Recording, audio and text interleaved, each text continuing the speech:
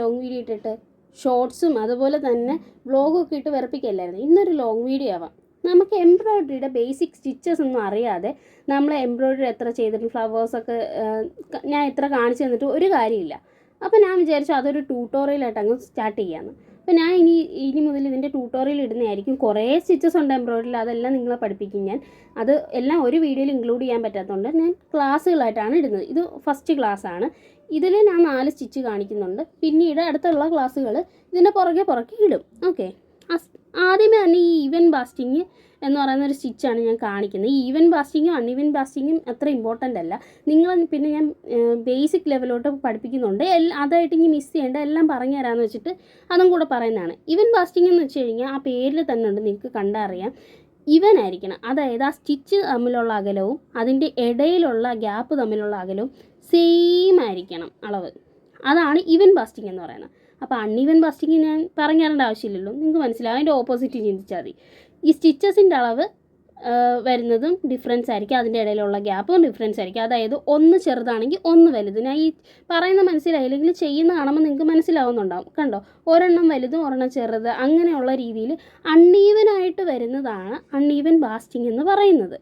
ഇപ്പം നമുക്ക് ഇത് രണ്ടും അത്ര ഇമ്പോർട്ടൻ്റ് അല്ല. കാര്യം എന്ന് വെച്ച് കഴിഞ്ഞാൽ നമ്മൾ റണ്ണിങ് സ്റ്റിച്ച് പഠിക്കുന്നുണ്ട്. ഇപ്പോൾ റണ്ണിങ് സ്റ്റിച്ചാണ് എംബ്രോയ്ഡറി ഏറ്റവും ബേസിക് ലെവൽ. ഇത് ഈ അൺഈവൻ ബാസ്റ്റിങ്ങും ഈവൻ ബാസ്റ്റിങ്ങും എന്ന് പറയുന്ന റണ്ണിങ് സ്റ്റിച്ചിൻ്റെ 2 വകഭേദങ്ങളാണ്. അതുകൊണ്ട് നമുക്ക് റണ്ണിങ് സ്റ്റിച്ചിൻ്റെ ആവശ്യമുള്ളൂ. ഞാൻ പിന്നെ കാണിച്ചു തന്നുള്ളൂ. റണ്ണിങ് സ്റ്റിച്ച് നിങ്ങൾക്ക് അറിയാമായിരിക്കും. സാധാരണ നമ്മൾ കൈത്തൈയിൽ തയ്ക്കുമ്പോൾ നമ്മൾ എന്താണോ ചെയ്യുന്നത് അത് തന്നെയാണ് റണ്ണിങ് സ്റ്റിച്ച്. ഇതുപോലെ സ്റ്റിച്ച് ഇടുക, അതിൻ്റെ ഇടയിൽ ഗ്യാപ്പ് വരിക. ആ ഒരു റണ്ണ് ചെയ്ത് പോകുന്ന പോലത്തെ ആ സ്റ്റിച്ചിന് പറയുന്ന പേരാണ് നമ്മൾ റണ്ണിങ് സ്റ്റിച്ച് എന്ന് പറയുന്നത്. ഇത് ഏറ്റവും ബേസിക് ആയിട്ടുള്ള ഒരു സ്റ്റിച്ചാണ്.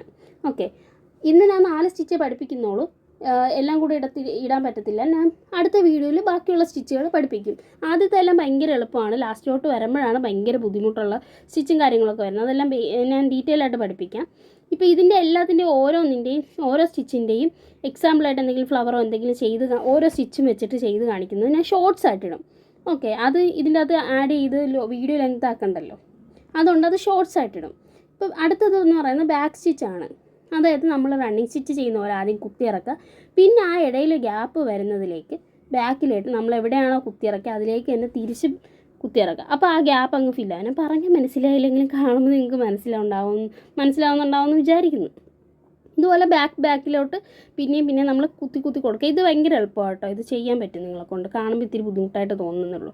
ഒരു വട്ടം പഠിച്ചാൽ നിങ്ങളെ കൊണ്ട് പറ്റും. ഇത് എനിക്ക് ബാക്കിലോട്ട് കുത്തി കൊടുക്കുക. ഓക്കെ, ഈ വീഡിയോസ് എല്ലാം ഞാൻ ഒരു പ്ലേലിസ്റ്റ് ആക്കി ഇടുന്നുണ്ട്. ക്രാഫ്റ്റ് വീഡിയോസ് വേണമെന്നുള്ളവർക്ക് ഞാൻ ഓൾറെഡി ക്രാഫ്റ്റിൻ്റെ ഒരു പ്ലേലിസ്റ്റ് ക്രാഫ്റ്റ് വീഡിയോസ് എന്ന് പറഞ്ഞ് കൊടുത്തിട്ടുണ്ട്.